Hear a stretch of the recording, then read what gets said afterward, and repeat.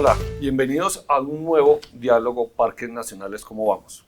Hoy nos acompaña, creo que el cerebro de todos los parques nacionales de Colombia y pues obviamente una gran persona, un gran amigo, Luis Olmedo, director general de Parques Nacionales Naturales de Colombia. Doctor Luis, bienvenido. Muchas gracias, Omar. Un saludo para toda esta audiencia y sobre todo para todos los parques nacionales, los guardaparques, porque parques somos todos. Así es.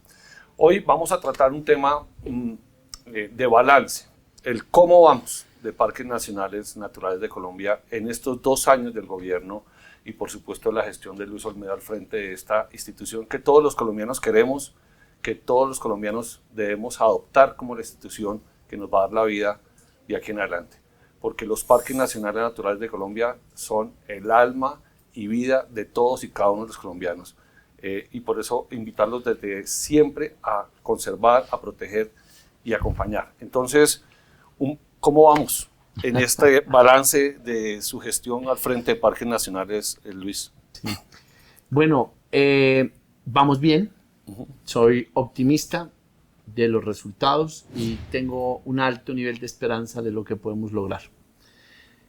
Parques Nacionales, como esa institución de la conservación, se planea eternamente. Es totalmente cierto, eso ya es un buen mensaje. ¿Y cómo se planea una entidad al infinito? El último ser humano, ojalá nunca se presente ese escenario, pero cuando la humanidad se vaya extinguiendo, los últimos seres humanos son los que estarán más cerca de los parques.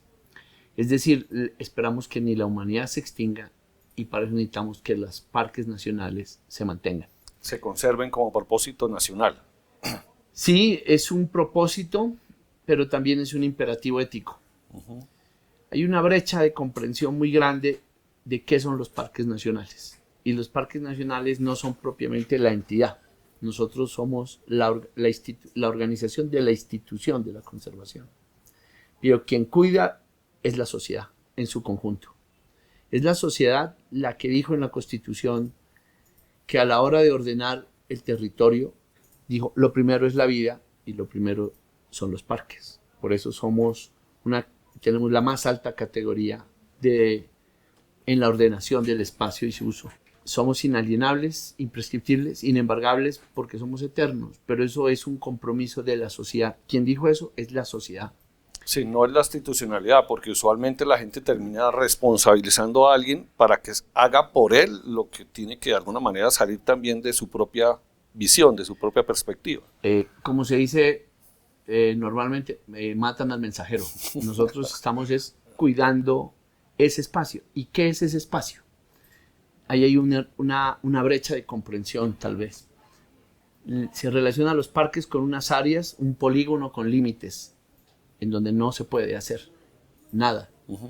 Pero en realidad los parques son los espacios en donde la vida prospera, donde esos espacios que le hemos dejado a la existencia como seres humanos para que la vida se mantenga. Son un elemento central del mantenimiento del clima, de los ecosistemas, incluso de la economía. Digamos, el 55% de la energía que consumimos se produce en fuentes de aguas que nacen en los parques nacionales. Bueno, ese es un punto que quisiera tocar más adelante, pero en términos generales de lo que usted visualizó en el marco de la estructuración del Plan Nacional de Desarrollo, ¿cómo van? ¿Cómo sienten ustedes que fueron esos hitos que quedaron consignados allí? ¿Cómo va ese marco de cumplimiento? ¿Cómo ven ustedes este panorama desde el punto de vista financiero? ¿O cuál es el balance que usted da en esos términos de gestión? Bueno, yo creo que el Plan Nacional de Desarrollo se hace en un momento histórico del país y de la humanidad. Y el mensaje que está sobre la mesa tiene 4 elementos. El primero es la urgencia climática. Es decir, no estamos en cualquier momento de la humanidad. Es el ahora. Ese ahora no es cuando se crearon hace 100 años los parques. Hoy enfrentamos una situación crítica en donde detener el cambio climático es un imperativo, pero ese imperativo se ve en reducir la pérdida de biodiversidad. La deforestación afecta a esto. pero ese imperativo de la urgencia climática nos pone una agenda. La segunda agenda, que tiene que ver con los desafíos que asume el Plan Nacional de Desarrollo, es el Acuerdo de Paz. El Acuerdo de Paz se ha nombrado mucho más en estos últimos días y el señor presidente me parece que le ha dado la relevancia política que tiene, que es un acuerdo de la nación, de la Constitución. No es un papel, sino es una propuesta de la sociedad, a la que todos debemos aunar. Pero resulta que en ese contexto de la paz, el territorio es el que está en disputa y parques nacionales es territorio. Y los parques nacionales, lamentablemente, tendría que decir, en la maldita guerra que nos degrada, ha estado en el centro. Porque la naturaleza ha sido víctima y los guardaparques han sido víctima de la maldita guerra. No es poco decir que han asesinado 17 guardaparques. No, es una tragedia. Perder una vida de una persona como un guardaparques es dolorosísimo para todos los que hemos trabajado en temas ambientales. Es tal vez uno de los escenarios y los temas más difíciles de poder comprender. Así es. Por supuesto que toda vida humana nos duele. Toda. Este conflicto ha degradado con 9 millones de víctimas la condición de dignidad. Pero el guardaparques es ese mensajero del cuidado de la vida, de que tiene la voz de la naturaleza y ha sido asesinado en esa tarea. No, y los mismos líderes ambientales. Porque y los líderes, por somos supuesto. Un país que hemos tenido una condición dramática en términos de la vida de personas que se encargan, así como los guardaparques, de seres humanos, campesinos, líderes comunitarios que protegen el sector ambiental, que protegen sus bosques y que han sido afectados en su vida y obviamente por la maldita guerra, como usted lo señala. Por supuesto, el guardaparque es un símbolo de ese liderazgo ambiental. Pero también está en disputa el territorio y la naturaleza. Entonces, cuando hablamos del acuerdo de paz, implica hacer una paz entre los hombres, pero también una paz con la naturaleza, de la cual vamos a hablar en un rato. Seguro. El tercer elemento es que el Plan Nacional de Desarrollo pone como eje articulador el agua. Hemos trabajado de toda la vida. El ordenamiento alrededor del agua. Su Majestad estaba en otra obligación. El Plan Nacional de Desarrollo se llamaba Estrategia Agua, el plan del sector ambiental. 30 años después, volvemos a decir, este es el tema, pero ha corrido mucha agua. Y lo que implica ordenar el territorio alrededor del agua, desde la perspectiva nuestra, es ordenar el territorio alrededor de la naturaleza. Y eso implica darle un valor superior, que no es solamente el ponca, el punch, sino entender la relación que hay con la vida. El ejemplo más claro es el de Bogotá. Entonces, el fenómeno del Niño puso en riesgo terrible, nos vamos a quedar sin agua. No se me adelante porque este tema yo quiero tocarlo puntualmente porque me parece muy importante que toquemos el tema Chingaza Bogotá, porque ahí tenemos que buscar una relación diferente y yo creo que es una oportunidad que quisiera plantear más adelante con usted. Entonces, continuemos. Pero te digo que cuando pensamos que nos íbamos a quedar sin agua en el sitio más seco del país, plan de emergencia, nos quedamos sin agua en el sitio donde hay más agua. Es paradójico. Una paradoja. ¿Qué sucedió? Y he escuchado algunos líderes que dicen, hemos recuperado el sistema de abastecimiento. No, pero si el sistema de abastecimiento no llueve, no es el ciclo del agua. Entonces, entender eso es un gran desafío y nos dice que es el ordenador del territorio. Y finalmente creo que estamos en un otro vector global que tiene que ver con grandes procesos de orden político y es la necesidad de profundizar la democracia. Vivimos una época en la que la gente cree poco en las instituciones, pero también ha perdido líneas de creencia.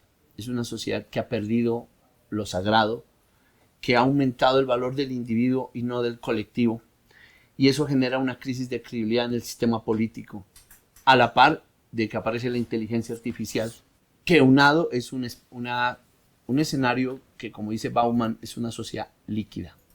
Yo le quiero tocar un tema puntual. Y ahí el plan de parques en esos 4 vectores asume ese desafío y decimos, este es el momento. Y en esa perspectiva de cómo vamos, hemos planteado retomar la historia en el presente y proyectar el futuro. Y creemos que Parques debe asumir ese rol y lo estamos haciendo como un nodo de biodiversidad. La pregunta que yo le quisiera hacer es, ustedes en medio de este escenario que tú describes y todo, ¿se ha pensado una nueva infraestructura, una nueva estructura de gobernanza de los parques nacionales naturales? Hemos conversado con muchas personas alrededor de este tema, de esta complejidad, inclusive con el doctor Julio Carrizosa hace unos días conversamos. Esta consideración del tema de la vida, del tema de los parques, requiere una nueva infraestructura de parques nacionales naturales de Colombia, una nueva instancia de gobernanza. ¿Tú cómo lo ves? Por supuesto. El mundo ha cambiado, la sociedad ha cambiado, esos determinantes han cambiado y la institución debe fortalecerse. Pero debe fortalecerse a partir del conocimiento y del reconocimiento, no del desconocimiento. El otro día me presentó una señora que tenía incluso un doctorado y tal, hizo un análisis, me sorprendió su nivel de desinformación, aseveraciones basadas en hechos que no existen. Es decir, cuando uno dice, ¿ustedes por qué no tienen más liderazgo? Falta de liderazgo. Dice, bueno, a ver, pero ¿cuál es? ¿Qué interpretas por liderazgo? Dime, ¿cómo ha hecho Parques lo que ha logrado? Entonces te doy estos datos para tu reflexión. El 97.8% de las áreas encargadas a parques nacionales están en buen estado de conservación. Entonces, no, pues Parques ha cumplido la tarea. Sí. Entonces, ¿para qué necesita modernizarse? Pero ¿cómo lo ha logrado? Entonces, veámoslo desde un punto de vista de política pública. ¿Cuál es el presupuesto de Parques? La entidad que protege la riqueza más grande de la nación colombiana tiene el presupuesto más bajo de la nación colombiana. Hay que darle el mérito a los guardaparques. ¿Y cómo lo hicieron? Magia. La magia del diálogo, de la conversación. O hablo del reconocimiento, ¿no? Uh-huh. Bueno, ¿y qué han hecho? Esta gente se la ha jugado. Hay que agradecerle a la cooperación internacional, a muchos gente de parques que ya no trabajan en parques, se vuelven parquianos de corazón y llaman a Parques, tal. Pero perdónenme, le hago este paréntesis, porque usted me llama la atención sobre una paradoja, pues obviamente un análisis que la misma ministra Susana cuando llegó al gobierno señalaba que una de sus grandes preocupaciones es que financieramente el Sistema Nacional Ambiental estaba salvaguardado o estaba soportado en cooperación internacional y que su esencia misma presupuestalmente a nivel nacional no tenía lo suficiente. Esa balanza ha cambiado en términos positivos por los resultados que ella misma ha señalado. Y por esa razón me atravieso en esta conversación, es en el sentido de que no puede ser que parques nacionales, la cooperación también sea solamente el soporte de la conservación, porque creo que estamos entregándole la responsabilidad a otros, con recursos de otros, a cuidar lo que nosotros como colombianos debemos hacer. Bueno, te voy a mi segundo punto, la estructura, y te respondo con esa es. Me dan 100 pesos, pero los 100 pesos, 40 me los ponen del presupuesto, 60 por el FONAM, son platas que llegan en septiembre, que toca un proceso de formulación, ya no tiene flexibilidad, cuando la realidad de Parques es territorio. Entonces, Parques debería tener una estructura que le permita tener un poco más de autonomía. Es decir, no solo que nos den más dinero, o tener la posibilidad de tener más dinero, sino tener la capacidad de articular la realidad. Entonces, voy a hacer monitoreo del oso, pues tengo que esperar que pase el oso, pero eso no lo puedo hacer por decreto. Entonces, decreto para que pase el oso y monitorear ahí su capacidad de su estado de salud, no puedo. Vaya a un área protegida, nosotros no tenemos la dimensión de este país. Implementar inclusive los planes de manejo ambiental de cada uno de los parques cuesta no solamente el presupuesto del año, sino de 10 o 20 años para que se pudiera ver realidad esto. Ese es el tercer punto.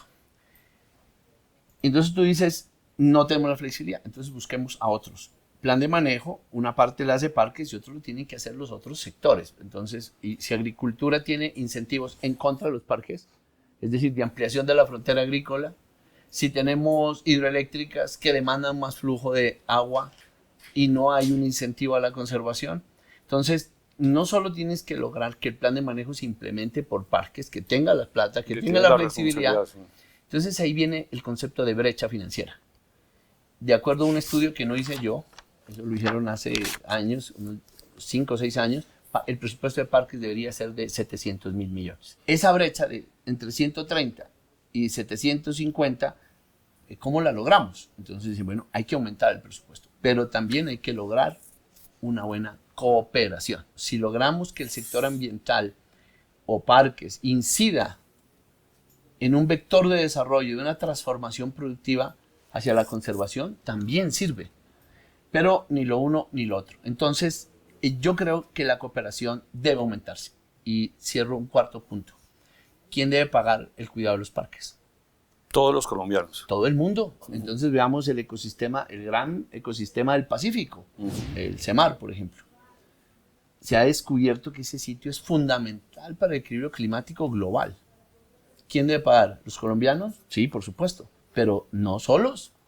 Entonces, sí cooperar, pero me devuelvo. Sí cooperar, sí aunar esfuerzos, sí aumentar el presupuesto, sí cambiar la estructura para que haya capacidad de gestión territorial. Y eso requiere innovación. Venga, yo no quisiera dejar esta conversación sin resaltar varios escenarios. Primero, uno, la tendencia de la deforestación en Colombia, que es un resultado, sin lugar a dudas, no solamente de la coordinación desde el ministerio y cada una de las instituciones que allí cooperan, desde la CONALDEF y todo este tipo, que es el escenario donde se hace todo este tema de planeación para el control de la deforestación en Colombia, sino los resultados de parques nacionales naturales, y quiero saludarlo por esa razón. Fíjese que encontramos unos resultados que sin lugar a dudas son impresionantes. En el Parque Tinigua pasamos del 2021 de 5.400 hectáreas al 2023 a 667 hectáreas. Es una reducción muy importante, 99%. Muy sensible. Y yo sí creo que es destacar el trabajo de parques, de todas las instituciones, y cuál es su impresión de esta disminución de la deforestación en parques nacionales y particularmente los que están ahí concentrados en la Orinoquia, Amazonía, ese tránsito entre la Orinoquia y la Amazonía, Macarena, Tinigua, Picachos. La deforestación tiene múltiples causas, pero controlar la deforestación y convertirla en lo contrario, es decir, en una restauración ecológica, o lo que nosotros hemos llamado nodos de biodiversidad, hacer que la naturaleza se expanda, implica, a mi juicio, tres cosas. En primer lugar, la presencia, es decir, que se reconozca la existencia de algo. Un filósofo decía que aparezca. Parques está en el territorio y hace parte de ese diálogo. Entonces, cuando hay un proceso de deforestación, saben que hay algo que no está bien. Y eso se ha hecho gracias a la presencia de parques nacionales. Pero quiero destacar algo. Mire, la ministra señalaba la importancia de que en cada mesa de negociación de paz que se desarrolla en Colombia, el sector y particularmente el tema ambiental debe ser la columna vertebral, para que a partir de ahí se discuta el escenario de la conservación y no el escenario de la repartición de la tierra. Absolutamente. Que es un poco lo que a mí me preocupa, que realmente fue lo que pasó en su momento de manera un poco compleja desde el arreglo con el acuerdo con las FARC, que se pensó más en la tierra que en la estructura misma, yo creo, que de la oferta ambiental que su territorio tenía. Entonces, ¿qué hacer para que en cada mesa de negociación de paz exista una persona que defienda estructuralmente la columna y el área de negociación del tema ambiental? ¿Usted está de acuerdo en eso? 100%. El documento de paz total se hace sobre la columna de que la naturaleza es lo primero. Entonces, en las mesas de negociación, el tema de lo ambiental, entendido como la conservación, la inclusión, no es un tema de negociación. Eso es un tema que hay que entender. Y por eso yo decía que, aunque tu pregunta es otra, ¿yo qué opino? Opino que la presencia de parques es determinante. La presencia de la historia del parque. Lo segundo, la gestión que han hecho los guardaparques, porque han estado al lado de la gente. La gente en los territorios pues es diversa, múltiple, pero siempre Parques ha estado con el campesino al lado. Tú conoces muy bien el proceso de las zonas de reserva campesina, estuvo al lado de procesos organizativos que Parques apoyó. Y lo hemos visto, estuve en el Pato Balsillas, donde las comunidades reconocen el rol. Y lo reconoce también el actor armado cuando dice tenemos que negociar con ellos. Pero sí necesitamos un respaldo de lo que tú acabas de decir, de que estamos discutiendo la construcción de territorio, no la destrucción. Pero mira, hay un tema que complica mucho más este escenario de discusión, destacando el papel y el rol de comunidades indígenas, comunidades negras, campesinas y todos los actores sociales que están en ese territorio, que hay que involucrarlos en la discusión. Porque hablar de ambiente en ese territorio es con la gente que está allí ubicada. Entonces, esa relación de cómo sentarse a conversar con estos actores, tiene que empezar por entender la dinámica social. ¿Ustedes cómo trabajan con las gentes que están allá? Es un tema muy interesante y debe asumirse desde la complejidad. Es decir, no es un tema sencillo, no tiene una respuesta única, ni menos fácil. Pero nosotros creemos en el concepto de nodos de biodiversidad, es de cómo logramos no solo detener que no entre, no venga, no haga, sino que esos vectores que se llaman presiones se conviertan en vectores de transformación territorial. ¿Cómo hacemos que la naturaleza se expanda? Conectando lo que está de adentro hacia afuera. En las zonas de reserva campesina hay planes de manejo, por supuesto, que son ambientales. Nosotros tenemos que decirle, yo te ayudo.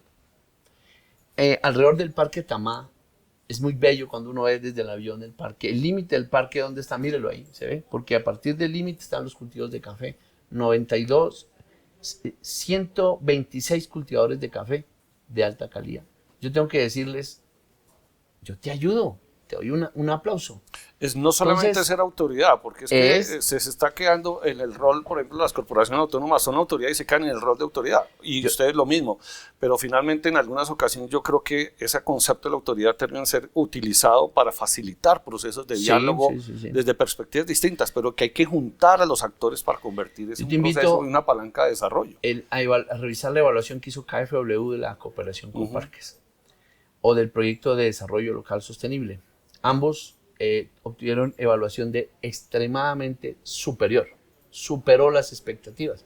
Usted puede ir a Yariguíes a ver cómo gente que estaba dentro del parque sale del parque y genera una economía productiva del café, del cacao, de los servicios ambientales, impresionante. Ahora el parque es lo que siempre ha sido sagrado y se desarrolla una economía hacia afuera, zona de reserva campesina.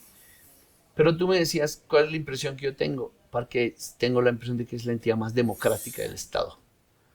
Porque llega desde el Estado, desde el más alto nivel constitucional al territorio. Parques es territorio. Parques trabaja con la gente y con la naturaleza. Es decir, el equipo de Parques aprendió a hablar con la naturaleza. Y en ese diálogo hablamos con los pobladores que están en los límites, a veces dentro del parque y en su gran mayoría fuera del parque. Pero el campesino, el individuo que está ahí en el territorio, tenemos una relación íntima y hay que construir con ellos lo que queremos. ¿Me permites que te diga una cosa? Claro. Acabo de estar en Uramba, inaugurando o estableciendo o formalizando por primera vez la temporada de ballenas. Va del 12 de julio al 12 de noviembre, como 4 meses. Parques trabajó con los consejos comunitarios, trabajamos con los lancheros, trabajamos con los operadores turísticos para hacer una temporada de ballenas en la cual haya un control, que no lleguemos a subirnos de la ballena, una distancia de 100 metros,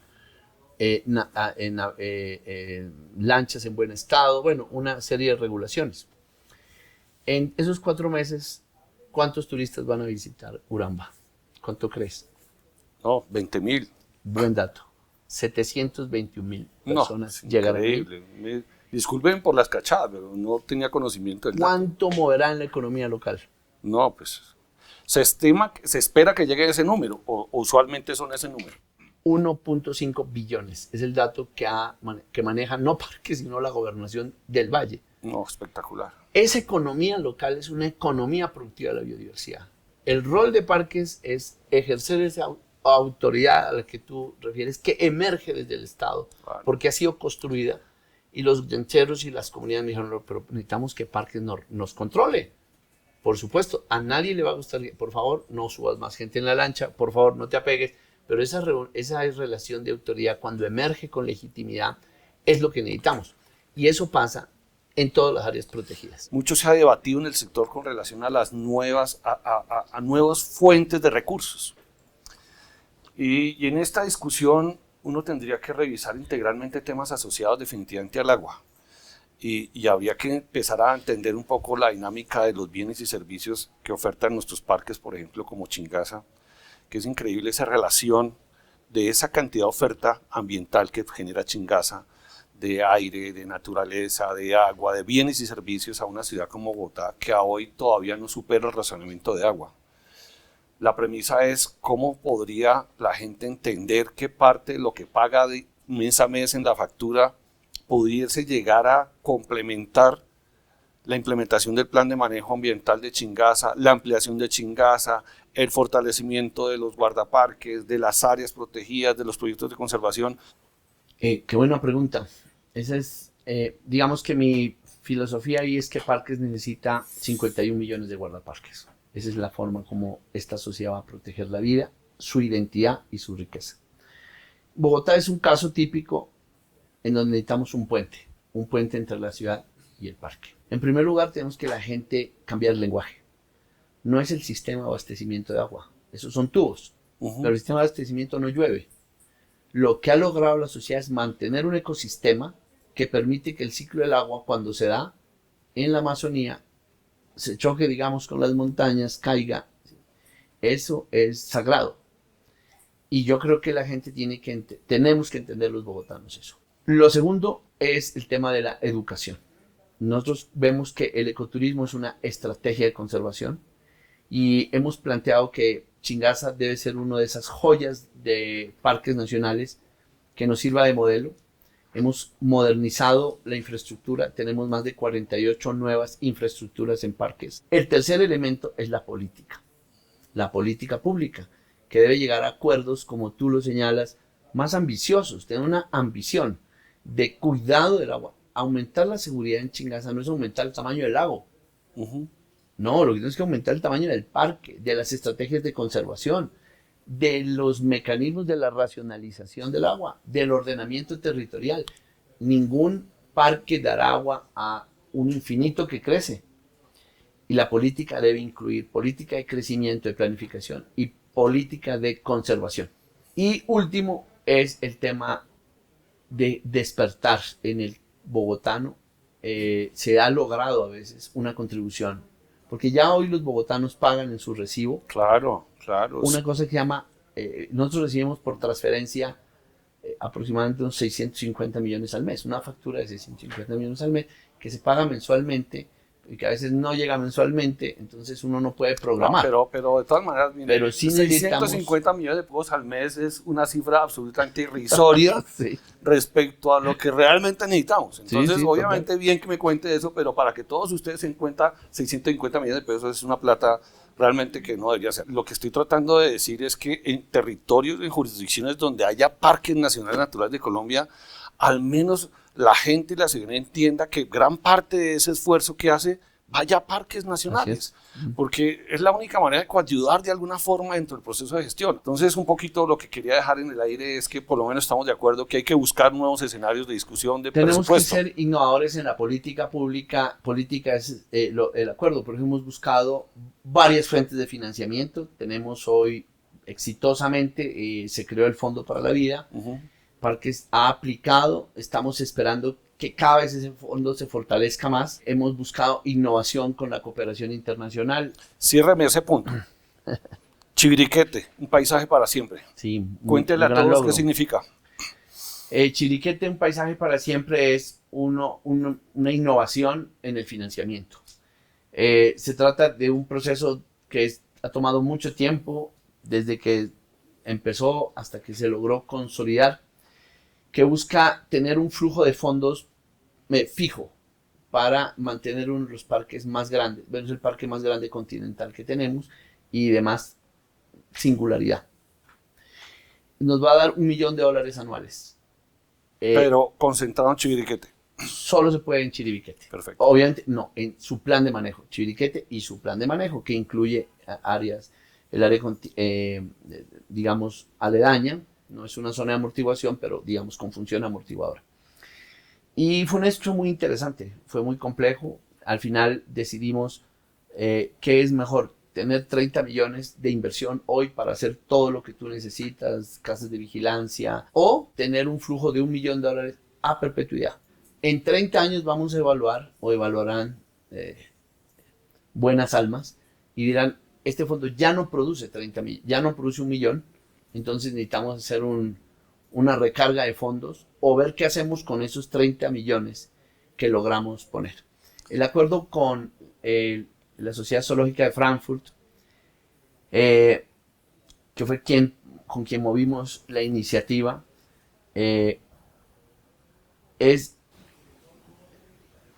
podemos tener unos rendimientos que a veces son de 1.300.000, a 1.700.000, a veces 1.400.000, dependiendo de la tasa de cambio. ¿Ustedes qué prefieren, una tasa fija o una tasa variable? Creímos que lo mejor para planear el infinito es una tasa fija. Perdón, una cosa fija. Entonces, si el fondo rinde más, pues bien para ellos. Si rinde menos, pues menos para ellos, pero siempre vamos a tener $1.000.000. Cuéntenos de otra iniciativa que usted esté trabajando en las mismas condiciones. Te cuento 3. Una, el tema de Herencia Colombia. Es un mecanismo que llevaba muchos años formulándose y logramos consolidarlo y ponerlo a funcionar. Se trata de una iniciativa fundamentalmente para 9 áreas protegidas del Pacífico colombiano, está algunas del Caribe y Manacasías y Chiribiquete en parte, de manera parcial. Ese es un fondo a través de un instrumento que se llama PFP, Fondo para la Permanencia, y busca que nosotros ponemos un peso y un donante pone otro peso. Y al 2030 vamos a tener un flujo de aproximadamente $100 millones. Esa es una iniciativa que ya está en marcha, que la logramos establecer, que hicimos el primer comité directivo en presencia de la ministra hace 1 año y medio, y hace 8 meses empezó a moverse en los fondos. Durante el primer año tuvimos algunos resultados que realmente nos llevan de orgullo, como por ejemplo, por primera vez en la historia de Parques haber comprado predios para sanear. Compramos alrededor de 29 predios, como 22.000 hectáreas. Nos permitió avanzar en la declaración de Manacasías, entre otros. Otro instrumento muy valioso es un programa, yo tengo la convicción de que no lo podemos hacer solos, es construir un programa conjunto. Creo que tú y yo compartimos en la idea de una agenda interministerial. Yo he llamado eso una agenda metaministerial, en el que cuando menos esté Parques, Mincomercio, Minagricultura y Minciencias. No, pues esa es la tesis de que todos entendamos que finalmente el tema de Parques es un tema de todos y de todas las instituciones del país, porque no hay otra manera. Esto no puede ser solamente responsable del sector de ambiente. Claro. Entonces, en el caso empezamos un trabajo y desayunamos aquí, me acuerdo, hace 2 años, estuvo Susana, Germán Umaña, vino el subdirector, el viceministro de Minciencias, en fin, y empezamos a trabajar un proyecto con la Unión Europea. El 12 de julio pasado nos lo aprobaron. Es una estrategia para la estabilización de la población al interior de la frontera agrícola, que tiene que ver con parques. Es que la frontera agrícola tiene que ver con los servicios ambientales que se generan desde el área protegida hacia afuera. Y que nosotros hemos venido construyendo foros que tratan de alguna manera señalar el camino de ese relacionamiento entre agricultura y ambiente, entre reconocer a esa población campesina que está en las áreas de parques, reconocer a comunidad indígena, a comunidad afro, que de alguna manera adelantan actividades de agricultura, coherentes, pero que de alguna forma tienen que leerse con los territorios que están allí, y tenemos que aliviar esa presión entre todos los escenarios, pero hay que tener recursos y una propuesta alternativa. Además de aliviar la presión, hay que transformar. Lo que antes era una presión, hoy debe ser una fuerza transformadora de lo que hemos llamado noodiversidad, que la naturaleza se expanda, que salga del parque, se conecte con otra área protegida y en ese interludio genere corredores de múltiples estrategias. Entonces, en esta oportunidad de financiamiento, que es por 16 millones de euros, con una cofinanciación completa de 33 millones de euros, la ejecutaremos desde las parques nacionales o desde las áreas protegidas, conectando zonas de reserva campesina, TECAMS, reservas de la sociedad civil, resguardos, títulos colectivos o territorios colectivos, haciendo que todos generemos un programa conjunto. Y allí debería aportar comercio, debería aportar ciencia y tecnología. Y otra iniciativa que puedo estar muy feliz de promoverla es un acuerdo con Mincomercio. Venimos trabajando con ellos desde el primer día, porque yo creo profundamente en la importancia de desarrollar una economía productiva de la biodiversidad. Así es. A través de la bioeconomía, del ecoturismo, de la generación de capacidades territoriales, generando innovación. Pues por supuesto que Parques no tiene ese dinero, pero Mincomercio sí. Y hicimos un programa que es ambicioso, 15 áreas protegidas, le hemos llamado las 15 joyas de la biodiversidad. Está Chingaza, Chiriquete, Old Providence, bueno, Gorgona, Corota, en el que le queremos mejorar o fortalecer el enfoque de nodo, que incluye cómo te conectas con el entorno. Si al lado hay ecoturismo, tienes que fortalecer la cadena de ecoturismo. Si hay bioeconomía o si hay siempre organización social que genere ese pacto territorial que cuida y que la naturaleza se expanda. Entonces, en esa perspectiva se suma la inversión del Fondo para la Vida y un conjunto de iniciativas que yo creo que deben lograr el milagro de la convergencia en torno a ese nodo que es lo sagrado, el Parque Nacional. Decía alguien al que yo admiro mucho, un acuerdo sobre lo fundamental, ¿sí? Una discusión sobre lo que nos una, que es el tema ambiental. Un acuerdo sobre lo natural. Bueno, muchas gracias, doctor Luis. Vea, este es un balance muy positivo del cómo vamos. Para nosotros es muy importante esta conversación, reafirma muchísimo nuestros conceptos de parques con la gente, con las comunidades, reafirma mucho esa sinergia que tiene que tenerse dentro del funcionamiento de Parques Nacionales Naturales, saludar los resultados, por supuesto, que se han venido presentando, no solamente en temas de forestación, sino el tema de coordinación, como lo señala usted.